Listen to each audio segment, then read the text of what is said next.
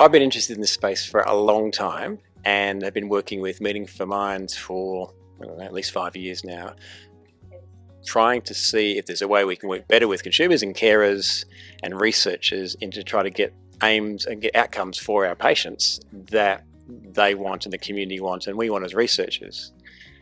One of the challenges we've had, I think, as a research is you can get really interested in doing a particular topic and you want to expand that and get sort of ahead of steam, but ultimately sometimes that research doesn't actually lead to any sort of tangible patient outcomes.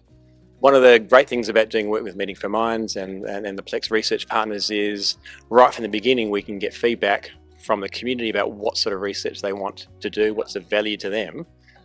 We have a very open and friendly and collegiate discussion, and then we come up with research projects that we wouldn't have thought about at just ourselves. And because it's come driven from the community and driven from an open dialogue, a great dialogue with our community partners, I think that helps us get these research projects up and running. I think it helps us get through ethics approval because we can show very clearly that this is a value and these are things that we all jointly think are going to contribute to great patient outcomes. So I find it a great way to work. I think it's mutually respectful. I think also, as you'll see from our video series, it helps train up research partners to sort of have a voice, to see how they can actually interface with researchers. Scientific method seems a bit strange for people, but it's at first, but then we realize it's not too stressful.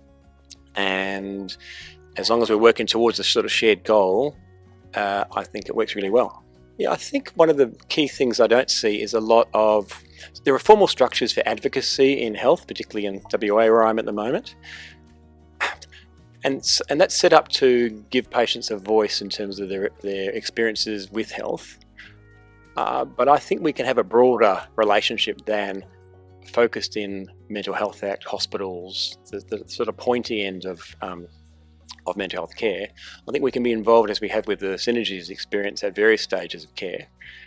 And I think I'd broaden the notion of psychiatrists and psychologists interfacing with the public and communities beyond an adversarial approach, which is sometimes what has happened historically, at least.